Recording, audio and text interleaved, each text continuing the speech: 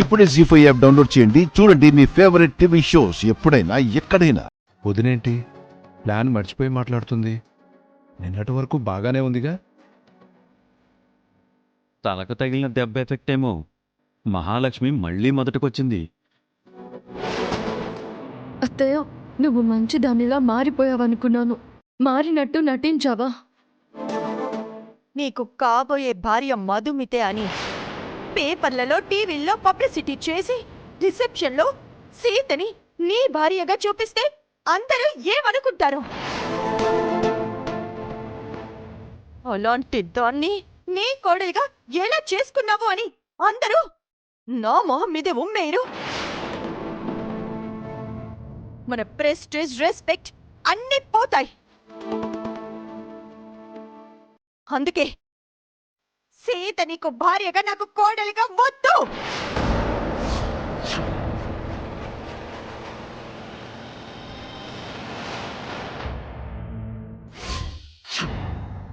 అత్తయ్య, చెప్తా నీ సంగతి అని అంటాననుకున్నావారా?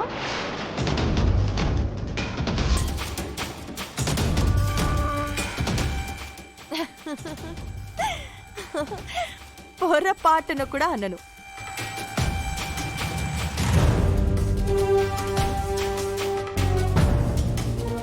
నేను ఇప్పటి వరకు సీతనన్న మాటలు ఒకప్పటి నా అభిప్రాయాలు. ఇప్పుడు సీత మీద నాకు ఎలాంటి చెడు అభిప్రాయం లేదు.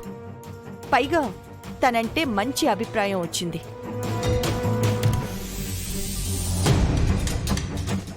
నీకంటే ఊసిరి వెళ్ళి బెటర్ అదనా. అది నీ అన్ని రంగులు మార్చదు. మొదట్లో సీత నాకు నచ్చేది కాదు, కానీ ఇప్పుడు సీతని చూసే కొద్దీ నచ్చేస్తుంది.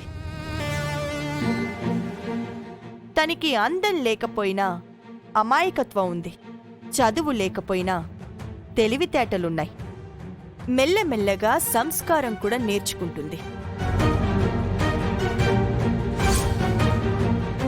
తనంతట తను నాకు కోడలయ్యే క్వాలిటీస్ని అన్నీ తెలుసుకుంటుంది. అప్పట్లో సీతను చూసి డిసప్పాయింట్ అయినా ఇప్పుడు సాటిస్ఫై అవుతున్నాను. సీత కాకి బంగారం కాదు, 24 క్యారెట్స్ ప్యూర్ బంగారం.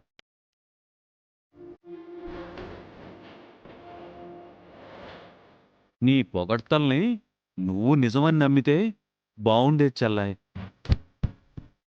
సారీ అత్తయ్య, మీరు మారలేదని నేను అపార్థం చేసుకున్నాను. మీరు నిజంగానే మారిపోయారు. అందుకే మనం సీతని బాగా చూసుకోవాలి. రిసెప్షన్లో అందరికీ గర్వంగా పరిచయం చెయ్యాలి.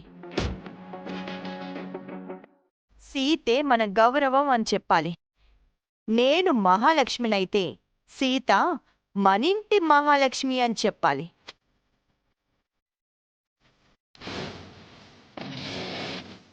ఈ విషయం చెప్పటానికే నిన్ను పిలిచాను రామ్.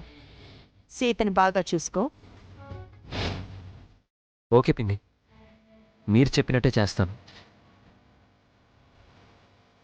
నేను 24 క్యారెట్ బంగారం అయితే మా అత్తయ్య 48 క్యారెట్ బంగారము. మా మామ అయితే 100 క్యారెట్ బంగారం. జీ5 యాప్ డౌన్లోడ్ చేసి అన్ని ఎపిసోడ్స్ పూర్తి ఉచితంగా చూడండి.